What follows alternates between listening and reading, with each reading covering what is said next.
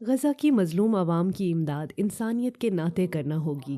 ان خیالات کا اظہار مقررین نے یہاں آغوش برطانیہ کے زیر اہتمام لیورپول مقامی ہال میں ایک خوبصورت چیریٹی ڈنر کے شرکاء کو غزہ کی تازہ ترین صورتحال پر آگہی دیتے ہوئے کیا۔ تقریب کی نظامت عثمان اعظم نے کی، جبکہ تلاوت کلام پاک کی سعادت قاری راشد القطانی نے حاصل کی۔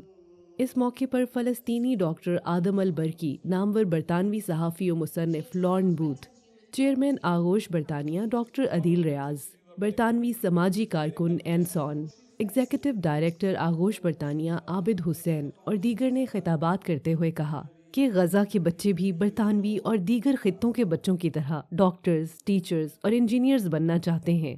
ان کے اس روشن خواب کی تعمیر کے لیے ہمیں آگے بڑھنا ہوگا اور اپنی بساط کے مطابق ان کی اخلاقی اور مالی امداد کرنا ہوگی۔ بہت بڑی تعداد میں لیورپول کی جو ہماری کمیونٹی ہے وہ اکٹھی ہوئی ہے، اس نے عطیات دیے ہیں، ڈونیشنز دی ہیں غزہ کے لیے، اور انشاءاللہ یہ غزہ کو ری بلڈ کرنے کے لیے استعمال ہوں گی۔ تو ہم کمیونٹی کے بہت مشکور ہیں کہ اتنے وہ شارٹ نوٹس پہ آئے اور اتنی بڑی تعداد میں انہوں نے اپنے عطیات ہمیں دیے ہیں۔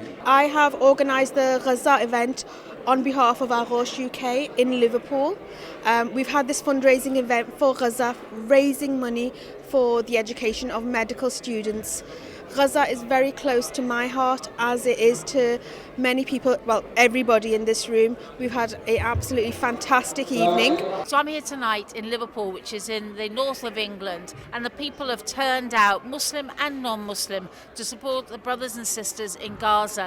And they are for the dismantling of the Zionist state, an end of the apartheid that has inflicted itself upon the Palestinians for more than 70 years, but above all, for justice and for the rebuilding of Gaza and for hope. تقریب کے اختتام پر آغوش برطانیہ کے لیے رضاکارانہ خدمات سر انجام دینے والی خواتین شادیہ عبداللہ، سمینہ پرویز، لیلا مشجاری اور سیمی گل کو ایوارڈ سے بھی نوازا گیا۔